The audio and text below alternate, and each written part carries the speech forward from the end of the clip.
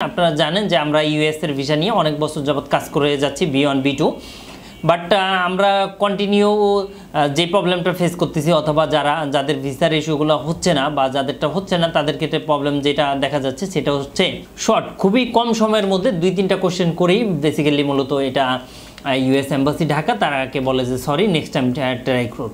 তো এটা কেন বা এটা কি প্রবলেম তাদের ক্ষেত্রে আমি বলবো যে আসলে এটার প্রবলেম হচ্ছে ইন্টারভিউ বোর্ডে আপনি যত বড় কোশ্চেন অথবা আপনি সবসময় চেষ্টা করবেন যাতে একটু লং টাইমের জন্য হয়। লং টাইমের জন্য যদি হয় তাহলে কিন্তু ভিসা পাওয়ার চান্সটা কিন্তু অনেক বেড়ে যাবে, কারণ যখন এই ভিসা দিবে আপনাকে সেক্ষেত্রে কিন্তু তারা কোশ্চেনগুলো আপনাকে বেশি করবে, 1 বাই 1 যাচাই বাছাই করবে।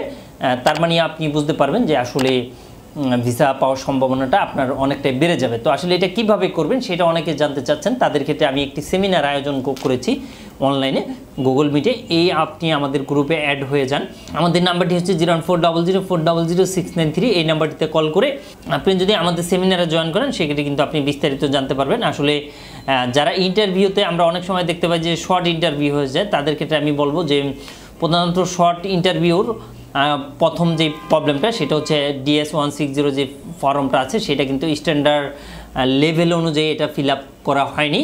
এর জন্যই মূলত এটা ওই অনুযায়ী আপনাকে কোশ্চেন করতে পারেনি। এর বাইরেও আরও একটা বিষয় আছে, সেটা হচ্ছে আপনি শর্ট ওয়েতে কিন্তু অ্যান্সার দিচ্ছেন, বাট আপনি সবসময় চেষ্টা করবেন একটু লংভাবে বা লং টাইম একটু সময় নিয়ে বুঝিয়ে বলার জন্য। সেই ক্ষেত্রে কিন্তু আসলে আপনার ভিসার সম্ভাবনাটা অনেক বেড়ে যাবে। আপনার 90% আসলে ডিপেন্ড করবে আপনার ফার্স্ট কোশ্চেন অ্যান্সারের উপর বেস করে, যে আসলে আপনি কোশ্চেনের অ্যান্সারটা কীভাবে দিচ্ছেন এবং লজিক্যালি বা সঠিক ওয়েতে দিচ্ছেন কি না এটার উপর ডিপেন্ড করবে। যেমন অনেকে জানতে চান যে আসলে আপনি ইউএসএ কেন যাবেন, তো সে মূলত বলে যে আমি ঘুরতে যাব শেষ।